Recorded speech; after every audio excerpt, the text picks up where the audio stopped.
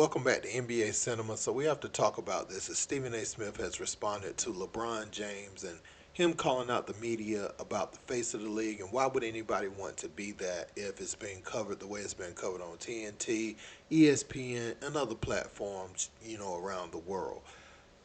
My response to that last night was you have to have a face of the league to help generate is one of the things that helps generate the interest and the revenue and everything else that the players love to enjoy. They love what comes as a result of these TV deals and their financial security that they're able to attain generational wealth and it's built on the back of the pioneers. So you have to put a good product out there, and I think the media is just responding to what the fans are saying.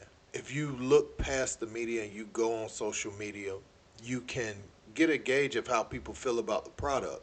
And you'll see all types of things, people tuning in, tuning out. Richard Jefferson weighed in on why he thought that, the viewership may be down or whatever. And his take, I understand what he's trying to say, but I do have, or I see it a little bit different than him. We're going to get into what Michael Jordan actually said about when these players get money. We'll start with that, but we're going to go through a lot of different clips. Let's peep it. As a veteran and the best basketball player alive, what's your take on the contracts that have been signed since your retirement? I mean, $84 million for Larry Johnson, $80 million for Chris Webber, $65 million for Anthony Hardaway. What do you make of those prices? Well, I think those guys, as you said, have gotten some lucrative contracts, and I think it's due to their leverage as young players and certainly as potential young players, which is one of the reasons they've been paying this type of money today.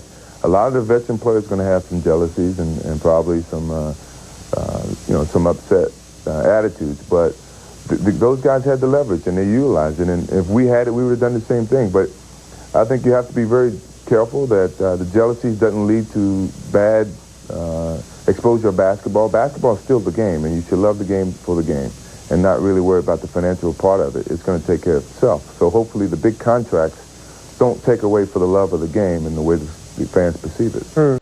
And many basketball fans are calling Michael Jordan a prophet. Now, many were starting to say that Anthony Edwards could potentially be that guy during this postseason run last year. It looks like, or it looked like at one point they were going to make it to the finals, so they were slowed down by Luka and Kyrie Irving, and the Dallas Mavericks. But he was pegged as the next guy, but he's been shying away from it here lately.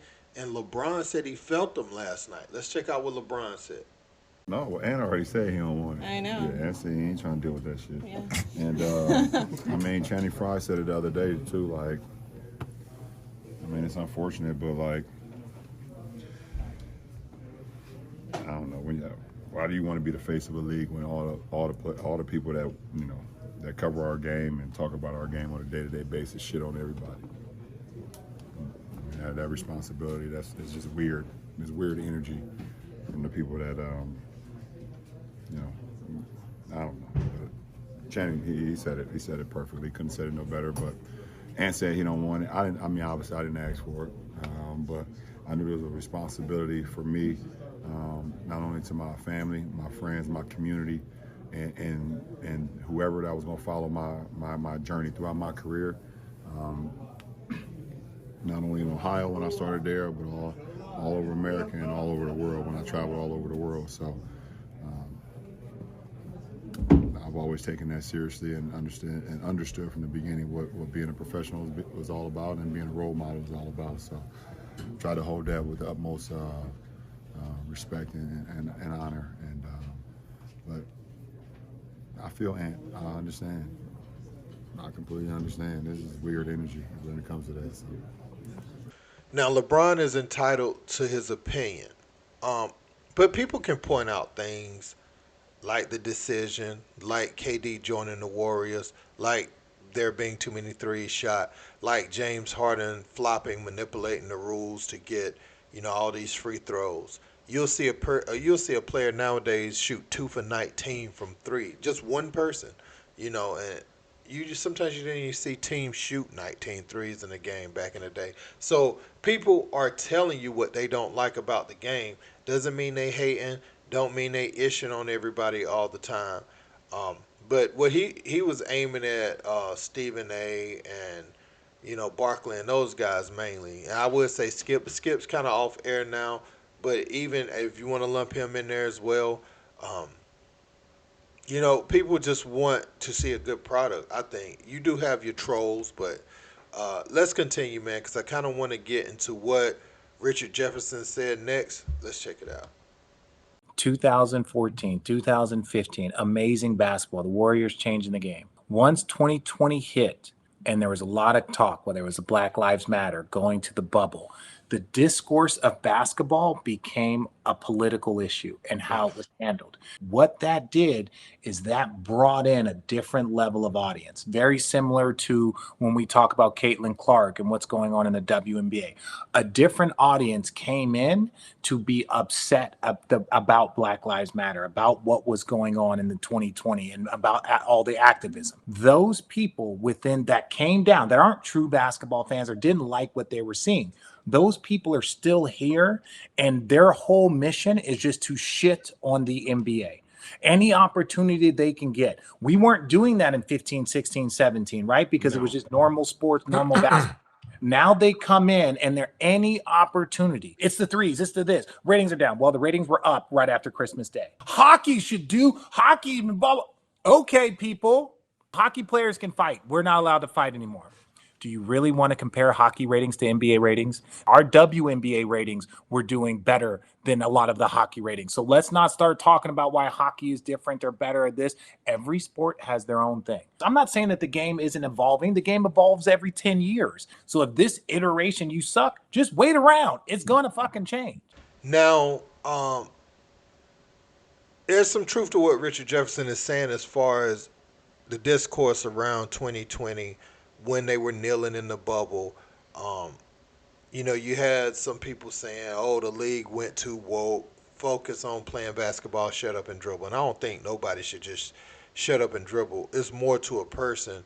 Obviously, they were student athletes for all this time, right? It's more to them than just bouncing the ball.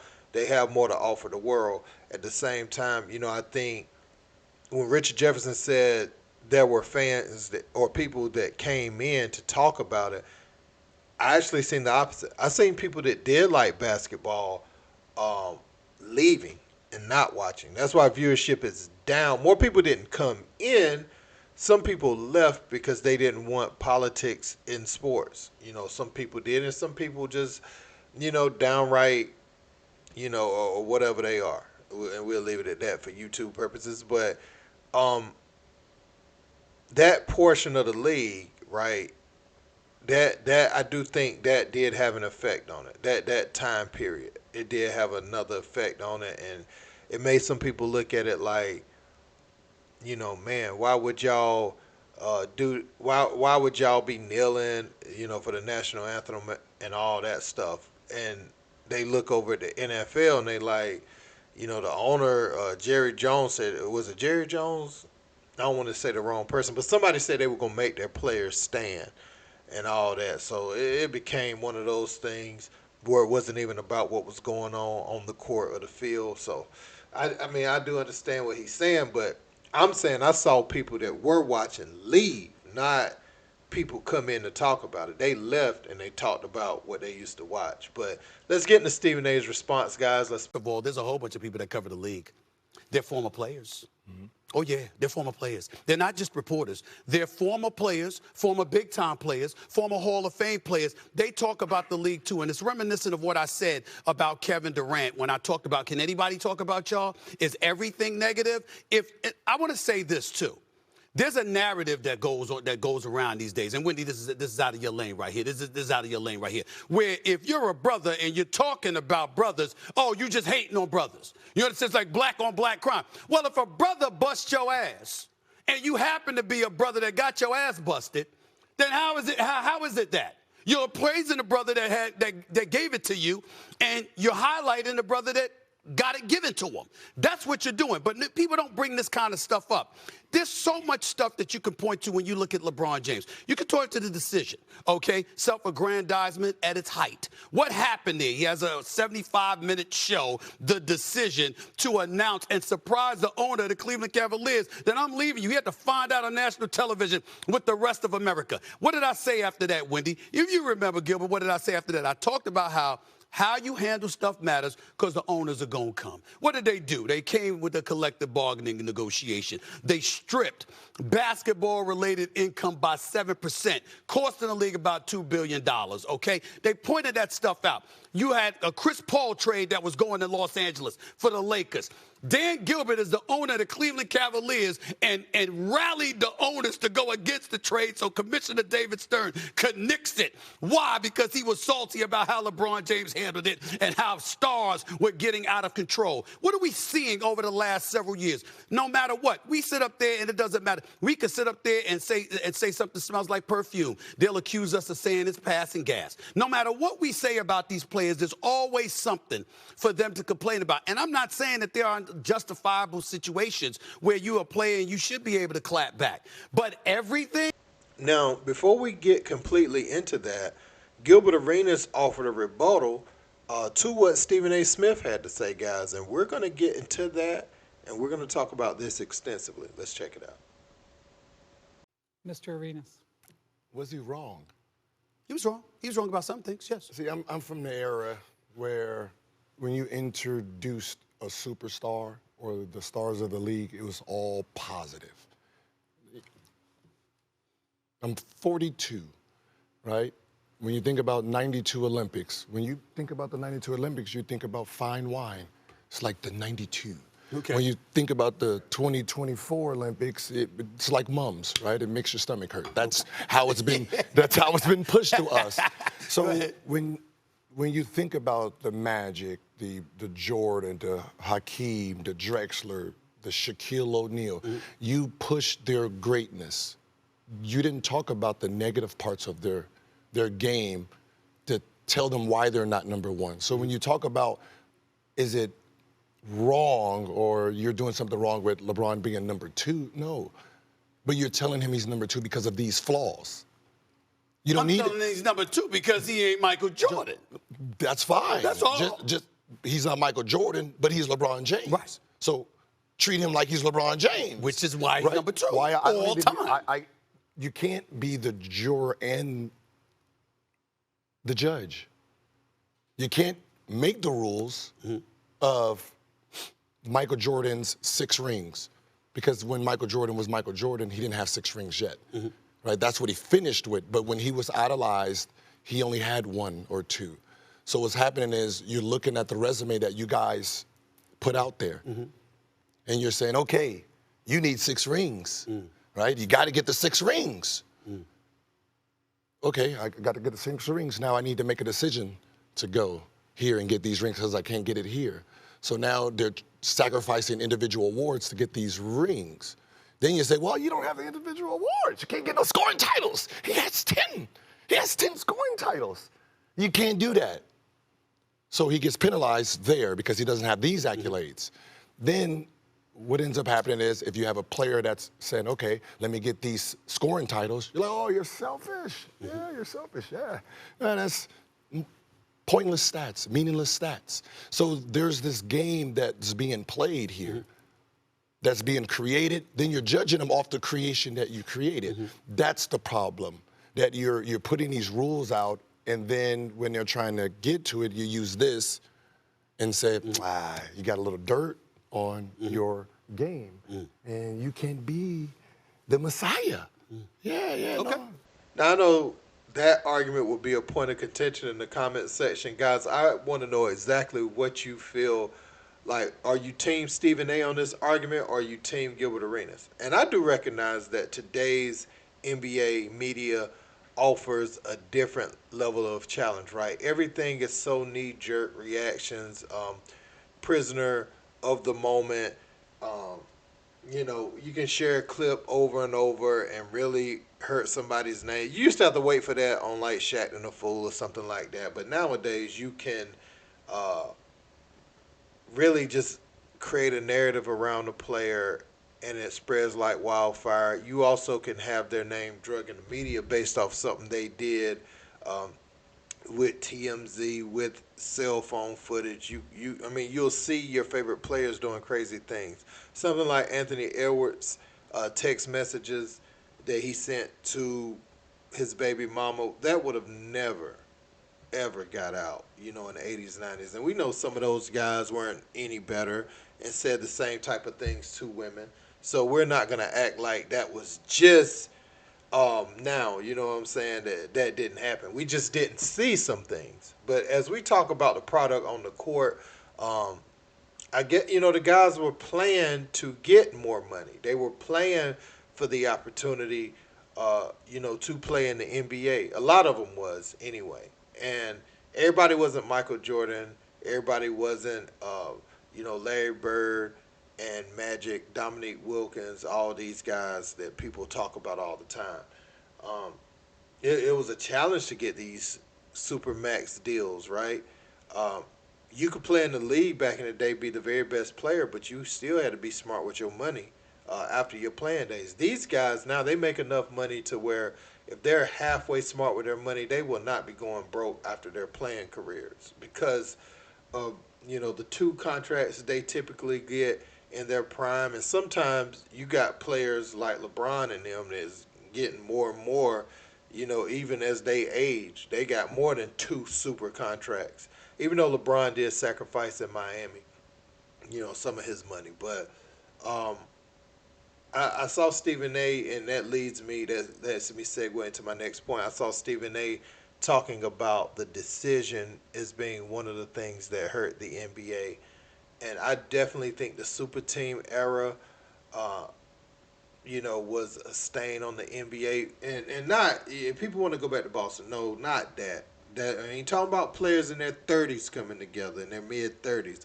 I'm talking about players who are 25 years old, 26, 27. They go be on a super team.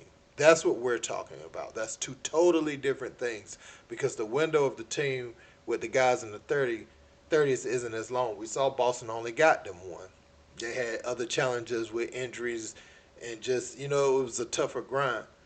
Um, but I think that's one of the issues. I also think, is the way the game covered wrong? I guess Stephen A. and them could take some of that responsibility the way they have talked about players, calling them garbage. There's no garbage NBA player that's ever laced them up. Nobody behind these keyboards can beat those NBA players. Even the ones you think is absolutely terrible. Um, if you sit behind the keyboard talking about it, you're not about to beat these guys. And they went through the collegiate level. They came up and they were stars pretty much on every level uh, before they got to the NBA. And I think it was covered like that for a time, and people started to really gravitate. And I think that's the way people look at it now. People don't really know the game either. I think that I'm gonna go more deeper on this. The death of the center was one of the things. I see him trying to come back now, but the dominant center and not the center that just stretches and shoots threes, not what Cat is doing. I'm talking about a dominant presence on the inside. Now, Nikola Jokic can finish and score, but even him, he's deficient in being a presence on the defensive end of the court at all. And people will say, Shaq didn't play defense, but he still was a presence, on the defensive end of the floor. Block shots, and Shaq was capable of playing defense, when he was motivated at times. You know what I'm saying? So that was there. Patrick Ewing, he was a presence. Before, I know people remember Ewing when his knees went bad, but you go back and look at Georgetown Ewing and the way he was blocking shots and when he first came in the league, the dream, he averaged, 4 blocks a game. So you have players like that. And you look at someone like Wemby jacking up threes. We don't want to see that from you, Wemby. You can shoot a pick and pop three, um, but we only want to see one or two of those a game. The rest of your shots should come inside the arc. We don't want to see you taking no 14, 15 threes trying to be like Steph Curry. We don't want to see you out there trying to go between your legs and shaking people. No, we want to see you play the correct way. And I think a lot of times, when people see Steph Curry play the way he plays, they see the deep threes, but they don't see the other work that go into it. Steph is constant motion without the ball. Constant motion without the ball, especially in his prime. I don't think he should do that so much now with his age, and that's why they brought in Jimmy Butler to kind of help mix some of these things up. But Steph was constant motion. Steph had a steady diet of. He was groomed to that because the Davidson team, he was often up against more superior athletes, and he was able to free himself and get just a little bit of daylight, and he could shoot. And that's in his genes. His dad could do it too, and he just took that to the next level. I say all that to say the game has been messed up because what does Trey Young and them see sometimes? Just shoot a deep three. They're not moving without the ball, and that's why the quality of shot, their field goal percentage isn't like Steph. Steph is moving without the ball. Steph's getting some backdoor cuts. Steph's making some floaters in the lane in the midst of all those threes. But it's movement without the ball. It isn't everything, the defense just seeing everything he does in front of them. And so, yeah, man, I think there's some legitimate gripes about the game. I do think there are new challenges, with the way the media is covering it. But what can the media say? What can anybody say? LeBron, if you say you the GOAT, right, that made me the GOAT while I'm playing and I still have more to achieve, that is a narrative that you have spun. Now you've opened it up to harsh criticism because you put yourself on the stage as the GOAT. And so if anybody that say Michael Jordan is better than you can't talk to you, then, let it be that. But, you can't say they ishing on you because you number 2 on a list. Come on, man. That is self-absorption. No person's going to think like every person's not going to think one person's number 1 at everything. And we're going to agree in unison with that. Because it's error based and so much goes into it, and it don't really mean anything, right? Does it mean anything? There's some things like you've been the all-time leading scorer as far as the most points scored in the NBA. That's a fact, But some things people just gonna say no. Michael Jordan still is the GOAT. The way he did it. Some gonna say Kareem. Some gonna say other people. Some gonna even say people before that because that's the era they grew up in. No need to harp on these things, and that's where his anger, I feel like, it's coming from. People putting him number 2. Anthony Edwards don't want to be the face of the league. Look like you done blew that up anyway because those text messages leaked, and I think those things will hang over your head, man. I think Ja was supposed to be it. You were supposed to be it, and I think both players have squandered those opportunities. I don't think now they're going to be the face of the league. Ant had a good chance, but we here now, and I just don't see it being him no more. It's gonna have to be somebody else. They're gonna try to push Cooper Flagg into doing it. I don't know if that kid has that type of ability. I mean, he's a good player, but I don't know if I see face of the league. For the next 10, 15 years, I don't know if I see that in Cooper Flagg, honestly. But let me know what you guys think in the comments. Don't forget to like, share, and subscribe. Till next time, peace.